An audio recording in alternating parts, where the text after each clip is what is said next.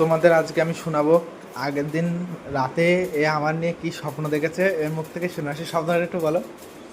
আমি বিয়ে করছি কোন গর্তের ভেতরে। বলো বলো বলো, তুই বলো বলো। না না বলো কি স্বপ্ন দেখেছো, তুমি ভালো করে বলো। টোকিওর পিঠে উঠে বিয়ে করতে গিয়েছো। রাস্তাটা কিরকম একটু দেখাও, রাস্তা কেমন ভালো করে দেখাও। যেখানে বিয়ে করতে সেটাতে এরকম গর্তের মধ্যে শুকনো একটা পুকুর, মানে গর্ত না বড় পুকুর মতন, কিন্তু শুকনো জল নেই। এরকম করে টোকিও নিয়ে নেমে পড়লাম। কেমন করে? এতটা উঁচু, হ্যাঁ হ্যাঁ তাটা এরকম রাস্তা, এই যে হ্যাঁ এই যে গর্তটা এই জায়গায় এরকম করে শ্বাস করে নেমে পড়লাম।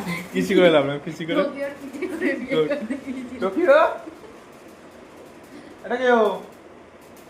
তুমি এটা ভিডিও করতে টোকিও হ্যাঁ এটা আমি কার পিঠে করে গেছি? টোকিও হচ্ছে এর পিঠে করে বিয়ে করতে গেছি। টোকিও টাকা এর পিঠে করে আমি এরকম বিয়ে করতে গেছি। কিভাবে বিয়ে করতে গেছি?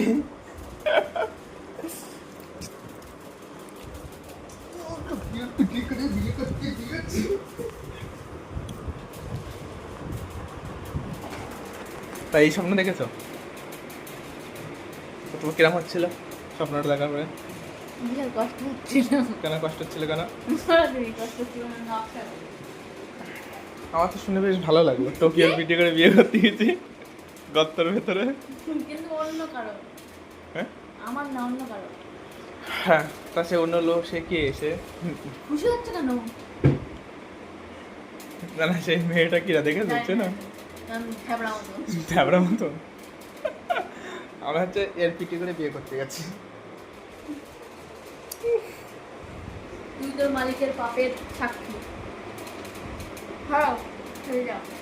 ঠিক আছে, তাহলে আজকে এই পর্যন্ত। আজকে দেখো মামলে না কালকের স্বপ্নটা আবার কি হবে সেটা বলো। এরকম স্বপ্ন মানুষই দেখে। টোকিওর পিঠে করে বিয়ে করতে গেছে, তাও গর্তের ভেতরে।